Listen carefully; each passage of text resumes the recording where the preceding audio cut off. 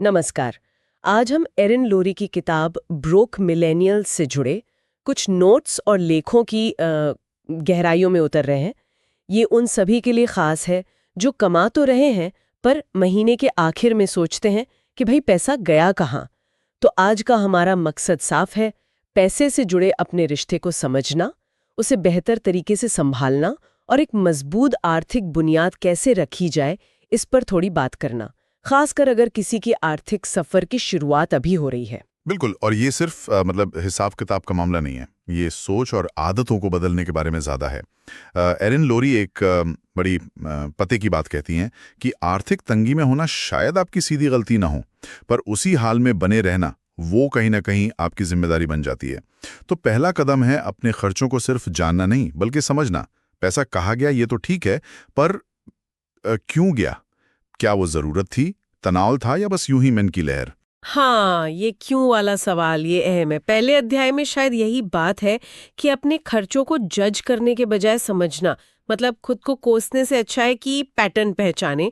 पर ये भावनाओं को समझना क्यों इतना जरूरी हो जाता है? क्योंकि पैसा अक्सर भावनाओं से जुड़ा होता है। जब हम समझते हैं कि हम तनाव में ज़्यादा खर्च करते हैं या शायद खुशी में, तो हम उस पैटर्न को मतलब तोड़ सकते हैं। बिना समझे सिर्फ रकम ट्रैक करना आधा काम है। असली बदलाव तो तब आता है जब हम वो ट्रिगर पहचानते हैं और फिर सोच समझकर फैसले लेते हैं। और कर्ज की बात करें तो अध्याय 2 इसी पर है। कई लोगों के लिए ये शब्द ही काफी डरावना होता है, खासकर जैसे स्टूडेंट लोन या क्रेडिट कार्ड का कर्ज। हाँ, डर लगना तो स्वाभाविक है, लेकिन जरूरी यह है कि डर हम पर हावी ना हो जाए। स्रोत कर्ज से निपटने के दो मुख्य रास्ते सुझाते हैं। पहला है स्नोबॉल मेथड। इसमें आप सबसे पहले सबसे छोटे कर्ज को, चाहे उसका ब्याज दर ज्यादा न भी हो, पूरी ताकत से चुकाते हैं। इसका फायदा मनोवैज्ञानिक है।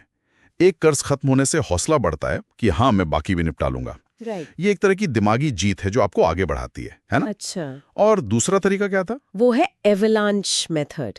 इसमें गणित ज्यादा है। आप सबसे ज्यादा ब्याज दर वाले कर्ज को पहले चुकाते हैं।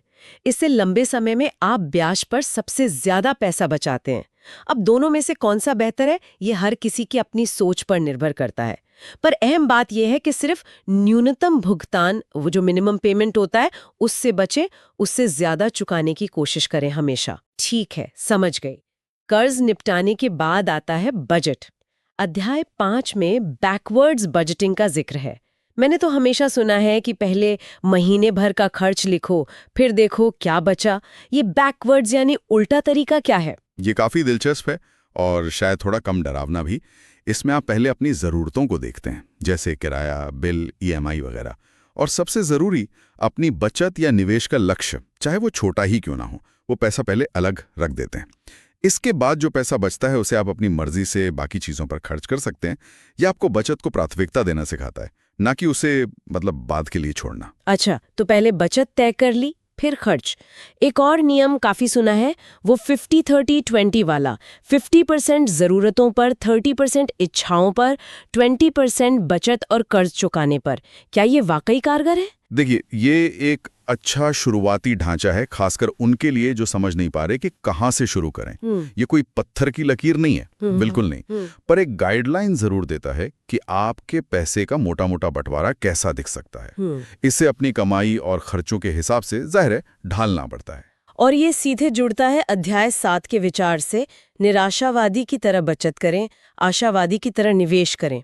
ये सुनने में थोड़ा अजीब है। हाँ, है तो थोड़ा, पर इसका मतलब गहरा है। निराशावादी की तरह बचत यानी बुरे वक्त के लिए हमेशा तैयार रहें। एक इमरजेंसी फंड बनाएं। कम से कम 3 से 6 महीने के जरूरी खर्चों के बराबर पैसा ऐसी जगह रखें जहां से जरूरत पड़ने पर आसानी से और बिना नुकसान के निकाल सकें, जैसे कोई सेविंग्स अकाउंट या शायद लिक्विड म्यूचुअल फंड। ये आपकी, कह लीजिए, सुरक्षा जाली है, सेफ्टी नेट। और आशावादी की तरह निवेश का मतलब, इसका मतलब है भविष्य के लिए उम्मीद रखना और अपने पैसे को बढ़ने का मौका देना। लंबी अवधि के लक्ष्यों के लिए निवेश करें, जैसे रिटायरमेंट या शायद घर खरीदना। इसके लिए एसआईपी यानी सिस्टमैटिक इन्वेस्टमेंट प्लान एक अच्छा तरीका हो सकता है, जिसमें आप हर महीने एक तय रकम म्यूचुअल फंड जैसी चीजों में लगाते हैं। यहां आशावाद का मतलब है अर्थव्यवस्था के बढ़ने पर भरोसा करना। अध्याय 8 और 12 जल्दी शुरुआत करने की बात करते हैं, खासकर रिटायरमेंट के लिए। पर कौन सोचता है अपनी 20s में रिटायरमेंट के बारे में? यही तो बात है। जितनी जल्दी शुरुआत हो उतना ज्यादा फायदा मिलता है कंपाउंडिंग का, यानी चक्रवृद्धि ब्याज का। इसका सरल मतलब है कि आपके पैसे पर जो ब्याज या रिटर्न मिलता है उस पर भी आगे चल के कमाई होती है। ये पैसा बनाने वाली मशीन की तरह है, बस इसे चाहिए टाइम, लंबा समय। इसलिए जरूरी नहीं कि बड़ी रकम से शुरू करें, जरूरी है कि अभी शुरू करें, चाहे छोटी सी रकम से ही क्यों ना हो। वो छोटी रकम भी वक्त के साथ बड़ी बन सकती है। और आखिर में रिश्तों में पैसों की बात, अध्याय 3 और 6। ये एक ऐसा मौजू है जिस पर बात करने से अक्सर लोग कतराते हैं, है ना? खासकर पार्टनर के साथ। हाँ, बिल्कुल कतराते हैं, लेकिन ये बेहद जरूरी है। पैसों को लेके चुप्पी अक्सर गलतफहमियों और झगड़ों की जड़ बनती है। अपने आर्थिक लक्ष्यों, आदतों, अपने डर और अपनी उम्मीदों के बारे में ईमानदारी से और खुलकर बात करना रिश्ते में भरोसा बनाता है। ये जानना जरूरी है कि आप और आपका साथी पैसों को लेकर कहाँ खड़े हैं और कहाँ जाना चाहते हैं एक साथ। तो कुल मिलाकर इन स्रोतों से यही निचोड़ निकलता है कि पैसों का प्रबंधन सिर्फ गणित या स्प्रेडशीट बनाना नहीं है। ये काफी हद तक एक मानसिक खेल है। आत्मविश्वास बनाना, एक बुनियादी योजना रखना और अपने खर्चों के पीछे की भावनाओं को काबू में रखना, ये बातें बहुत मायने रखती हैं। बिल्कुल। और अच्छी बात यह है कि शुरुआत करने के लिए किसी बहुत बड़े कदम की जरूरत नहीं है। अपना बजट लिखना, भले ही वो सिंपल सा क्यों ना हो, बचत या निवेश के लिए हर महीने ऑटो ट्रांसफर सेट कर देना, या बस बैठकर ये सोचना कि किसी के आर्थिक लक्ष्य असल में हैं क्या हासिल करना है। सही कहा।